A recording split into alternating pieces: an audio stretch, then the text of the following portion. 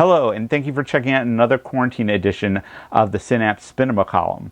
I'm Dan Tabor of synapse.co and falker.com, and today I'm going to be unboxing the soundtrack to one of my favorite films of 2020 so far. 2020 has been kind of a weird year for movies because of the whole COVID-19 thing. A lot of films didn't come out that were supposed to come out, and which is actually giving a lot of indies room to shine, which is great.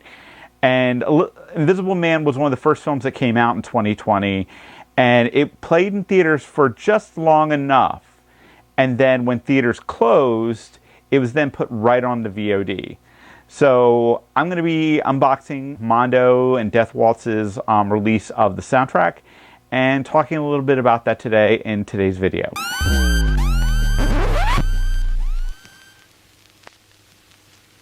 So we're going to jump right into this. This is the soundtrack. It's put out by Deathwaltz and Mondo. It's not a straight Mondo joint. For those of you that may not know about Deathwaltz Records, they were a UK outfit that started up a while back, and they were doing strictly soundtracks as well, and they were doing these really beautiful packages. They did, I remember one of the first things they released was the zombie soundtrack, which was really great. And they would include like a poster, they would include like a lithograph. And the only thing that was painful about the releases was, even before this whole COVID madness started, it took forever to ship those things to you. I remember when my zombie shipped, it took almost a month and a half to get to me in the United States. They put out some really great stuff, and eventually they kind of merged, I wouldn't say merged, but now Mondo kind of puts out the releases here in the US, which is great for US soundtrack collectors because it makes it easier for us to get these soundtracks that we love, especially on vinyl. So this is their release of The Invisible Man, and this music is by Benjamin Wallfish, who, Benjamin, if you saw my crawl video, you're kind of aware of these guys who do what's called additional music. Benjamin also does additional music. He did additional music for Hans Zimmer on Blade Runner 2049 and a few other films. Benjamin is doing his own stuff currently. He's worked on Shazam. He did the soundtrack for probably one of the worst films of 2019, which was the Hellboy reboot. And he also did the soundtrack for one of my most sort of like, I think it's severely underrated. It's one of those masterpieces of madness, Serenity, with Matthew McConaughey and Anne Hathaway. It's one of those movies that if you don't see or read anything about it and you watch it, it's just amazing. So we're going to dig into this vinyl, and I'm going to start unboxing it. But I mean, just looking at it, just the packaging alone, I haven't cracked the shrink wrap yet. If you look at it, it's got the hexagonal sort of pattern on it. Looks like a clear slip cover, but it's the hexagonal pattern that you see on the Invisible suit. The one thing I really like about The Invisible Man, one of my favorite things, is Lee Whannell is a big tech guy. Like, if you saw Upgrade, it's a very sort of techie movie. Like, he knows tech, he writes about tech from a perspective where you feel like he understands it. Because sometimes you have movies where, you know, a guy's writing about a technology and you kind of don't think that they even know how it works. Whereas Lee Whannell, you kind of understand, you kind of assume, you believe that he has an understanding of what he's writing about. Especially with The Invisible Man. One of my favorite things about The Invisible Man was the suit. The suit made sense, especially if you, in relation to the technology they used for The Mandalorian stagecraft, where, you know, the screen behind the actors was projected with these super high resolution LEDs that were like grown in a lab.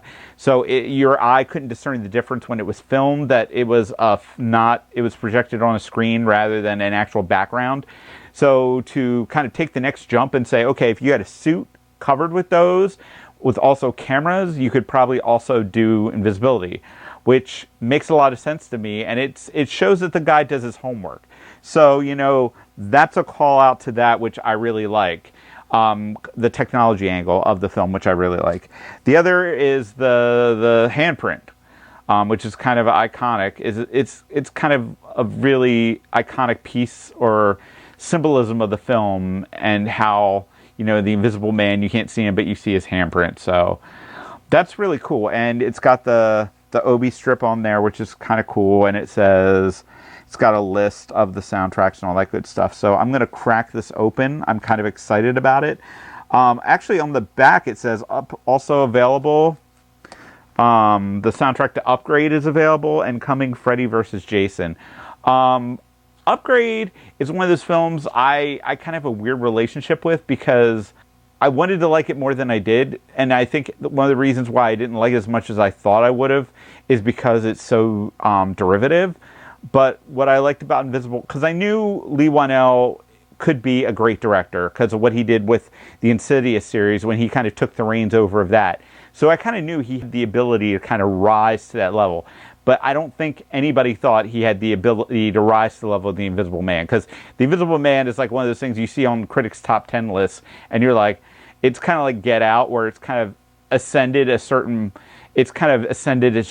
genre of horror, and it's turned into something completely different because of the metaphor of domestic abuse that it's infused with, along with the fact that it is such a great horror film, and it's the tools that Whannell kind of honed working on not only the Saw series, but if you watch the Insidious films were PG-13. The first one, at least, was PG-13, and that was really scary. So the man knows how to do his stuff. He knows how to do effective horror, and that really carried through on The Invisible Man. So I'm going to finally crack this shrink wrap open, so I'm kind of excited about that. Siri is kind of recording everything too, so I don't know what the deal with that is. So we're going to crack this shrink wrap open right here. It's so soothing. Just, I should have like an ASMR video of like, just cutting the shrink wrap for the first time. That would be great. So I'm going to peel this off. Nothing is more satisfying than opening a new record, especially like a new like Mondo or Deathwaltz release, because I don't like to spoil like the packaging for myself. So like when I get it, I'm really excited to see what they did with it and how they decided to put it together. So this is the soundtrack. I've taken the cellophane off. This is a plastic sort of slip cover, which is kind of cool. And that kind of houses the actual vinyl. That's kind of cool. And we've got like the poster for the film, that very, very sort of like powerful image of Elizabeth Moss's just terror on her face. A lot of people have been giving her a lot of flack lately because of the whole Elizabeth Moss freakout thing. But like her freakout movies have kind of like turned into the subgenre themselves. But I mean, if you take Shirley and Invisible Man, like the performances, of course, like she does her freakout thing, but then the performances in these movies are rock solid as well. Like she is like selling it. There are moments, especially in The Invisible Man, like especially the last like 5 minutes where she does that whole thing when she finally confronts the whole situation. I don't want to get too much into spoilers. Hopefully you've seen The Invisible Man before you've like purchased the soundtrack. But she is just a powerhouse. And to these two movies with this and Shirley is also another one of my favorite films of the year. But like to have the same sort of like year like a Get Out did, like, the fact that so many people are heaping praise onto this film because it's a genre film, it makes me feel so happy to be a genre fan. But one thing I haven't talked about is the fact that one of the biggest parts that makes this film so effective, because it's about an invisible man, is sound design and music. The music in this thing, I just rewatched it actually in Dolby Atmos. And the music to this is is so effective. It just does what it needs to do. It doesn't overstay its welcome. It just kind of is there in the background, and it comes out right when it needs it.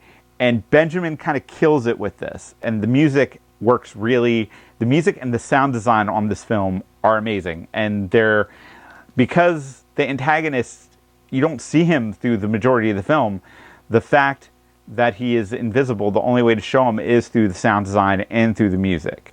So we've got this package here, and oh wow. I mean, that is, you talk about the cinematography in this thing is just so amazing. And this, Elizabeth Moss does these faces, and you know, unlike some actors where I think they've been able to kind of pinpoint their sort of, you know, modes, if you will, Elizabeth Moss is just got such a range on her. And this image of her when she's running from her house to the Lyft driver is just one of those moments in the movie you're just like, get to the car, get to the car, get to the car, get to the car. And it's the music that makes those moments so tense, so tense. I mean, I remember when I was watching this in the theater, I was just like, oh my God, this movie is so tense. Like, it's just because you never know, because of the way Whannell uses like the frame and the way the sound kind of creeps and the way the music kind of swells. There's a couple of times where the music gets really, you know, starts to swell like something's there, and then nothing happens, and it kind of fakes you out a little bit. So these are, I'm going to pull out the actual records now. Looks like there's an insert here. Let's see here. Pull these out. I always like to look at the albums or the actual records themselves, because, you know, that's become its own sort of piece of like art in itself, is how they actually put the actual vinyl on and, you know, spin it out or whatever. Oh, I got a little dinged. That sucks. Oh well. So, wow, it's clear. That makes sense. So wow, this is kind of, wow. This just looks amazing. I mean, that is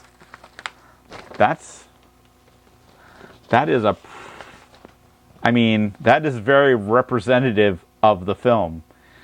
It's translucent, so that's cool. I'm assuming they're both translucent. I'm really bad at doing this, especially on camera. Sometimes off camera, I'm like terrible at it too. We're just gonna do a quick look-see on the other one to see if it is also clear. I'm assuming it's also clear.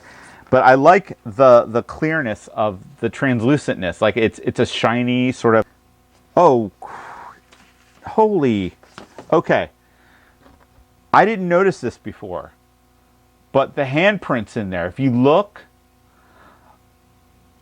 so faintly, you can see a handprint on the record. Wow. That is what you call attention to detail. And, you know, when you buy some of these releases and you're wondering how, you know, what makes them special, it's because they put a fucking handprint in here. And that is amazing. You know, not only did they give you a record that has a song on it, but they put the fucking handprint of the protagonist in there, and it basically is clear, so it's invisible, like the Invisible Man. The thought that goes into the product and making something like this is just, wow. Now I got to look at the other one. I got to look and see if there's a handprint on the other one, because I just barely caught that. Like, I was looking at it, I was like, wait a minute, it's a frosted handprint. Like, do they both have that? That is some next. So this one does not have a handprint on it. So only the one album has the actual handprint on it. Okay, so, and then we've got this great sort of like insert with Elizabeth Moss against the fire department truck, where that's the scene where she's escaping from the mental hospital after she kind of starts to take back herself and take back the film from The Invisible Man, and she's kind of hiding. This is a shot from there, and that's a great shot. On the other side, we've got a list of the people who helped with the recording and all that good stuff, which is great. You got the Blumhouse logo, and you've got a little note here from Lee Whannell. Lee Whannell is a great guy. I've interviewed him like, I think 3 times now. I've interviewed him for the first Insidious film. I interviewed him for Upgrade, and I swear I interviewed him for one of the Saw films. But every time, and I've hosted a Q&A with him too. Every time, super nice guy, Super, like, you know, down to earth. I know when he did Upgrade, he basically, like, just gave everybody, he came out after the screening and just signed posters for everybody that wanted a free poster. He gave everybody free posters, and they stood there, and he signed posters for everybody, and he gave everybody, like, 10 minutes, like, I wouldn't say 10 minutes, probably about 3 or 4 minutes to just chat with them. Like, who are you? I mean, and you don't see that because usually when they do these sort of screenings, they're like, you know, in and out. They're like, they do the intro and then they go get food or they go get drinks because they don't need to be bothered to come back or whatever. But after the movie, he came back, he did the Q&A, and then he went out into the lobby and then he signed for everybody for, like, he must have been there for a good hour and a half, 2 hours. But, like, Lee Whannell is a solid dude. So I'm really glad that he did The Invisible Man. I'm super glad that it's getting the buzz it's getting. I can't wait to dig into the soundtrack to give some more thoughts on it. But just, you know, top level, sort of like what the packaging is and everything like that. This is top tier. This is one of the best packaging I've seen on a record ever. Like, that handprint to me, like, I'm used to seeing, like, the splatter and yay splatter, but, you know, that's a handprint inside the translucent vinyl. Wow, that's amazing. So that was my unboxing of the Invisible Man Deathwaltz Mondo release. I hope you enjoyed it. Follow me on Twitter at DanTheFan. Like this post, like this video, and I hope you check this out too. And, you know, I'll put a link to buy it in the description as well. Okay, have a good time and stay safe.